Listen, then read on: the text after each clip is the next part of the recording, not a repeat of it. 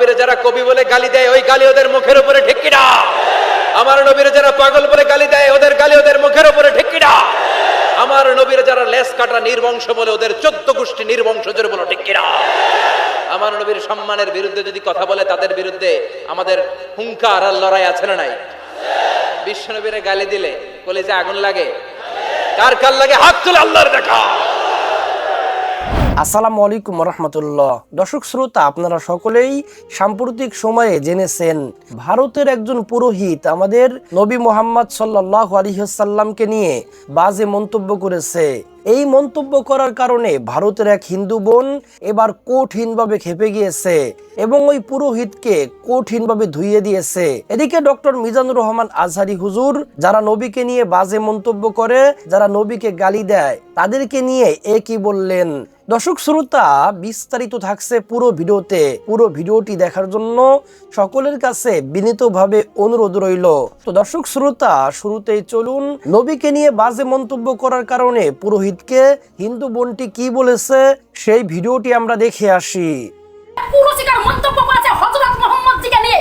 এই ধরনের কথা বলার জন্য সত্যি আমরা দুঃখিত, সেই সঙ্গে আমরা লজ্জিত। আমাদের সনাতন ধর্ম কখনো যেন শেখায়নি যে নিজের ধর্মকে সম্মান করো আর অন্য ধর্মকে অসম্মান করো।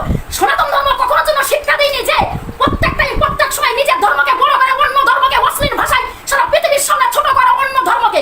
সত্যি কথা বলতে যারা আজকে বড় বড় কথা বলে যে না আমরা সনাতন ধর্মের মায়ের সন্তান, আমরা বড় হিন্দু, আরে তোদের লজ্জা লাগে না, ঘৃণা লাগে না, তোদের শরম লাগে না? তোদের মনকে জিজ্ঞেস কর যে ভারতবর্ষের মাটিকে নিয়ে কিভাবে প্রত্যেকটা ইসলাম ক্যান্টিতে কিভাবে তারা একটা অসম্মান করছে ভারতবর্ষের মাটিকে। আমরা প্রত্যেকেই জানি যে যে পার্টি করতে পারে, যার যেটা ইচ্ছা সে সেই পার্টিকে সাপোর্ট করতে পারে, কিন্তু ভারতবর্ষের যিনি প্রাইম মিনিস্টার নরেন্দ্র দামোদর দাস মোদীজি, উনি তো আমাদের প্রত্যেকের প্রধানমন্ত্রী। কিন্তু আজকে সেই প্রধানমন্ত্রীর মুখে জুতোর ছাপ দিয়ে যেভাবে ডাস্টবিনের মধ্যে পোস্টার লাগিয়ে সেখানে পুরো পোস্টার সেটা দেওয়া হচ্ছে, এর জন্য আমরা প্রত্যেক ভারতবাসী সত্যিই দুঃখিত, সেই সঙ্গে আমরা লজ্জিত। কারণ যেভাবে নবী হযরত মুহাম্মদজিকে অশ্লীল ভাষায় কথা বলেছে, নানান রকম অসম্মানজনক কথা বলেছে, এর জন্য একে ফাঁসি দিলে হবে না। যখন ইউটিউব খুলছি, ফেসবুক খুলছি, টিভি চ্যানেল খুলছি, পেপার পড়ছি, একটাই কথা, ফাঁসি চাই। কিন্তু আমি একটা কথা বলবো যে ফাঁসিরও যোগ্য নয়, এ ফাঁসিরও যোগ্য না। একে এমন শিক্ষা দিতে হবে, একে এমন এর সঙ্গে ব্যবহার করতে হবে যে সেই ব্যবহারটা দেখে আগামীতে কোনো ধর্ম যেন অন্য ধর্মের প্রতি আঙুল তুলে কথা না বলে, অন্য ধর্মকে ছোট না করে, অন্য ধর্মকে অশ্লীল ভাষায় কুরুচিকর মন্তব্য না করতে পারে। এর কোনো বিবেক নেই, একে কিছু বোঝে না, একে কিছু জানে না, না কোনো শিক্ষা হয়নি, না সনাতন ধর্মের প্রতি এর কোনো অভিজ্ঞতা নেই। আরে যেখানে আমাদের স্বামীজি বলেছেন যে নিজের ধর্মকে সম্মান করা আর অন্য ধর্মকেও সেই সঙ্গে সম্মান করে এবং ভালোবাসো, নিজের ধর্মের প্রতি আস্থাশীল হও আর অন্য ধর্মের প্রতি শ্রদ্ধাশীল হও, এটা আমাদের স্বামীজি নিজে কিন্তু বলে। আল্লাহু আকবার।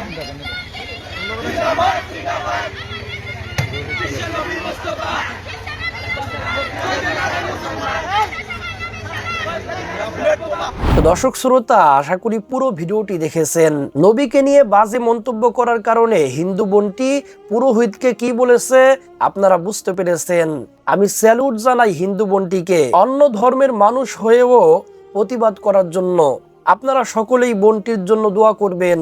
আল্লাহ পাক রব্বুল আলামিন যেন বোনটিকে হায়াতে তয়্যিবা দান করে, আল্লাহ পাক রব্বুল আলামিন যেন বোনটিকে হিদায়াত নসিব করে। তো দর্শক শ্রোতা, এবার চলুন ডক্টর মিজানুর রহমান আজহারি হুজুর কি বলেছে সেই ভিডিওটি আমরা দেখে আসি। আমার নবীরে যারা কবি বলে গালি দেয় ওই গালি ওদের মুখের উপরে ঠিক কিনা? আমার নবীরে যারা পাগল বলে গালি দেয় ওদের গালি ওদের মুখের উপরে ঠিক কিনা? আমার নবীরে যারা লেস কাটা নির্বংশ বলে ওদের 14 গোষ্ঠী নির্বংশ জোরে বলো ঠিক কিনা? আমার নবীর সম্মানের বিরুদ্ধে যদি কথা বলে তাদের বিরুদ্ধে আমাদের হুঙ্কার আর লড়াই আছে না নাই? বিশ্ব নবীরে গালি দিলে কলিজা আগুন লাগে? কার কার লাগে? হাত তুলে আল্লাহর দেখা।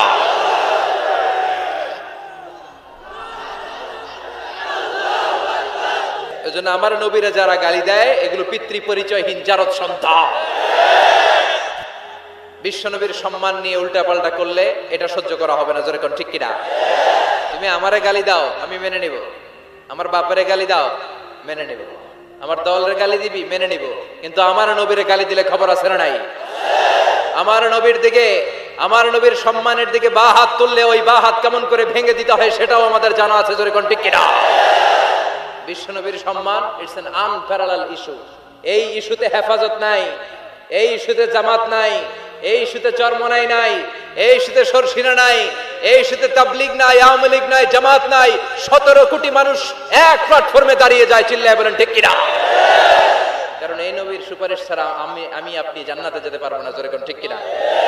এজন্য নবীর ভালোবাসা, নবীর প্রতি মাহাব্বত অন্তরে থাকার দরকার আছে না নাই? আল্লাহকে যে পাইতে চায় হযরতকে ভালোবেসে, আরশ কুরসি লৌহ কালাম না চাইতে পেয়েছে সে। হযরতকে ভালোবেসে আরশ কুরসি লৌহ কালাম না চাইতে পেয়েছে সে, ঠিক কি না? বিশ্বনবীর ভালোবাসলে গোটা বিশ্ব তার পায়ের সামনে এসে চুমু খাবে। আমরা এই নবীর ভালোবাসা চাই, আমরা এই নবীর শাফাত চাই, আমরা এই নবীর নেতৃত্বে জান্নাতে ঢুকতে চাই। এজন্য আল্লাহ বললেন, নবী মা ওয়াদ্দাআকা রাব্বুকা ওয়া মা ক্বালা, ভয় নাই, চিন্তা নাই, হতাশ হবেন না, নিরাশ হবেন না, আমার উপর ভরসা রাখেন। আপনার আল্লাহ আপনারে ভুলে যায় নাই, আপনার আল্লাহ আপনার উপর অসন্তুষ্ট হয় নাই। ও নবী আপনি জেনে রাখেন, আলাল আখিরাতু খায়রুল লাকা মিনাল উলা, দুনিয়ার বুকে অনেকে আপনারে গালি দিবে, দুনিয়ার বুকে আপনার অনেক বিপদ আসবে, দুনিয়াটা আসল নয়, আসল হলো আখিরাত।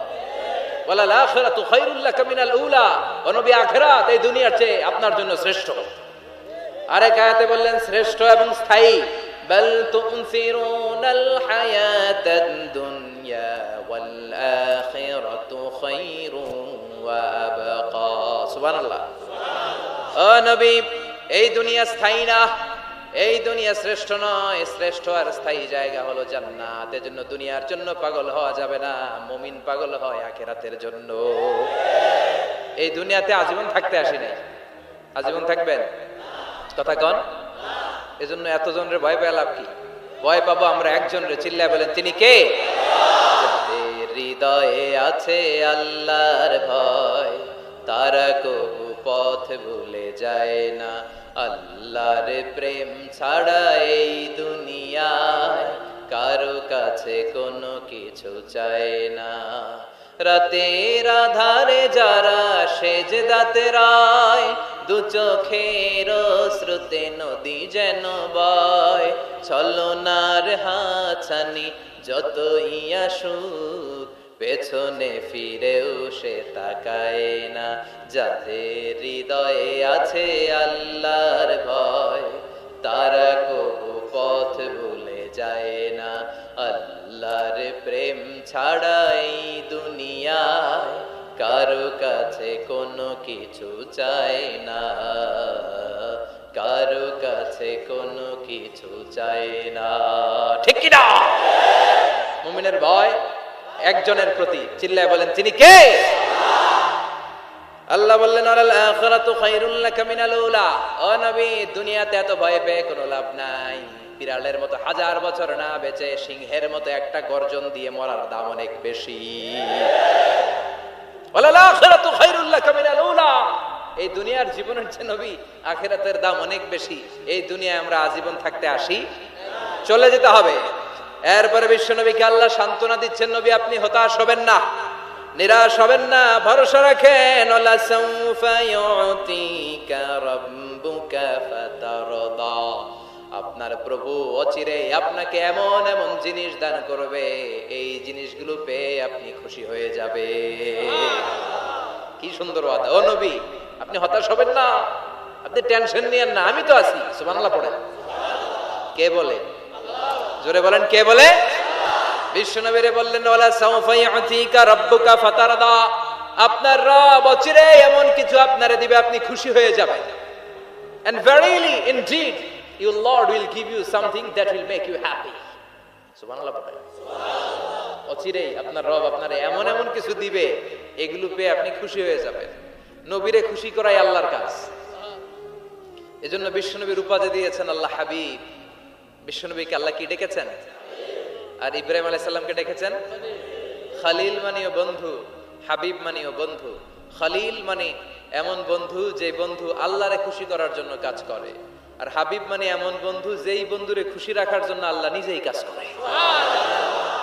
এজন্য আল্লাহ বললেন, নবী ওয়ালা সাউফা ইউতিকা রাব্বুকা ফাতারদা, আপনার রব চিরে এমন এমন জিনিস আপনারে দান করবে, এগুলো পেয়ে আপনি খুশি হয়ে যাবেন। আল্লাহ তাআলা বিশ্বনবীর কি কি দান করলেন, কি কি দিয়া বন্ধুরে খুশি রাখলেন, রাজি রাখলেন, শুনবেন? সবাই শুনবেন না? সবাই শুনতে রাজি আছেন? নাম্বার 1, মক্কায় বিশ্বনবী দেখতে পেলেন দাওয়াতি কাজের তো বেশি অগ্রগতি হচ্ছে না, কি করা যায়? তিনি স্ট্র্যাটেজি চেঞ্জ করলেন, ভিআইপিসদের কাছেও দাওয়াত দেওয়া শুরু করলেন। দেখেন না, সুবিধাজনক অবস্থানে যাওয়া যাচ্ছে না। তিনি দেখলেন মক্কায় 2টা ফিগার সবচেয়ে শ্রেষ্ঠ ফিগার, এই 2টার একটা যদি কালিমা পড়ে তাহলে ইসলামের জন্য সুবিধা হয়ে যায়।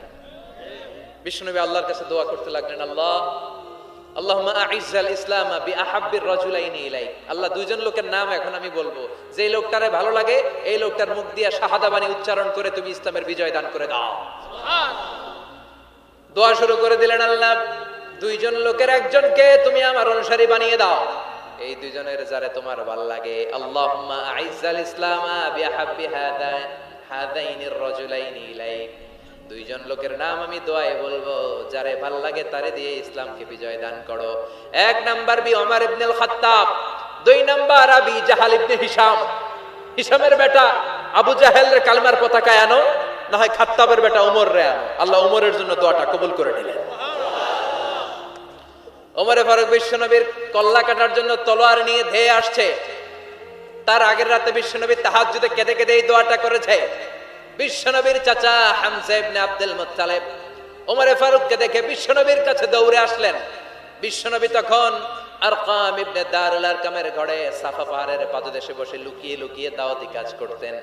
ভাতিজার কাছে এসে বললেন, ও নবী, আমার ভাতিজা ওমরে ফারুক তোমারে মারার জন্য নাঙ্গা তরোয়ার নিয়ে চলে আসছে, তুমি পালিয়ে যাও, আমরাও পালাই। বিশ্বনবী বললেন, না চাচা, আপনি সরে যান, অন্যান্য সাহাবাদেরকেও সরে যেতে বলেন। আমার মনে হয় গত রাতে চোখের পানি ছেড়ে যেই দোয়াটা আমি আল্লাহর কাছে করেছি, কিছুক্ষণ পরেই দোয়াটা কবুল হতে চলেছে। ওমরে ফারুক আসলেন, তলোয়ারকে আছাড় মেরে বললেন, আশহাদু আন্নাকা রাসূলুল্লাহ, আশহাদু আল্লা ইলাহা ইল্লাল্লাহ ওয়া আন্নাকা মুহাম্মদ রাসূলুল্লাহ। ওমরে ফারুক এসে বললেন, নবী, আমি সাক্ষ্য দিলাম আল্লাহ ছাড়া কোনো ইলাহা নাই, আপনি ছাড়া কোনো রাসূল নাই। সুবহানাল্লাহ পড়েন। ফাতারদা, বিশ্বনবী খুশি হয়ে গেলেন। সুবহানাল্লাহ কইবেন না? আল্লাহ বললেন, ওয়ালা সাউফা ইউতিকা রাব্বুকা ফাতারদা। ও নবী, এমন এমন জিনিস আপনারে দিব, আপনি খুশি হয়ে যাবেন। আল্লাহু আকবার। তাহলে প্রথমে কেমনে খুশি করছে পাইলেন? পাইছেন? ওমরে ফারুককে কালেমার পতাকায় ঢুকাইয়া বিশ্বনবীর হৃদয়টারে ঠান্ডা করে দিলেন, বিশ্বনবীরে খুশি করে দিলেন। বিশ্বনবী বললেন, লা নাবিয়্যা বা'দি ওয়ালা রাসূলা, আমার পরে নবীও নাই, রাসূলও নাই। তো সম্মানিত দর্শক শ্রোতা, আশা করি পুরো ভিডিওটি দেখেছেন এবং ডক্টর মিজানুর রহমান আজহারী হুজুর কি বলেছে আপনারা বুঝতে পেরেছেন। যারা অন্য ধর্মকে সম্মান করতে পারে না তারা মানুষের কাতারেই পড়ে না। যারা না বুঝে আমাদের নবীকে নিয়ে বাজে মন্তব্য করে, তারা যদি একবার কোরআন গবেষণা করত, তারা যদি রাসূল পাক সাল্লাল্লাহু আলাইহি ওয়াসাল্লামের জীবনী পড়তো, তাহলে আর কোনোদিনও তারা নবীকে নিয়ে বাজে মন্তব্য করতো না। যারা নবীকে নিয়ে বাজে মন্তব্য করে, আল্লাহ পাক রব্বুল আলামিন যেন তাদেরকে হিদায়াত নসিব করে, আর তাদের যদি হিদায়াত না থাকে দুনিয়ার উপরেই যেন তাদেরকে ধ্বংস করে দেয়। তো দর্শক শ্রোতা, ভিডিওটি এ পর্যন্তই। ভিডিও নিয়ে যদি আপনাদের কোনো মন্তব্য থেকে থাকে, আপনাদের মূল্যবান মন্তব্য অবশ্যই কমেন্ট সেকশনে জানিয়ে দিবেন। ভিডিওটি ভালো লাগলে লাইক এবং শেয়ার করে দিন।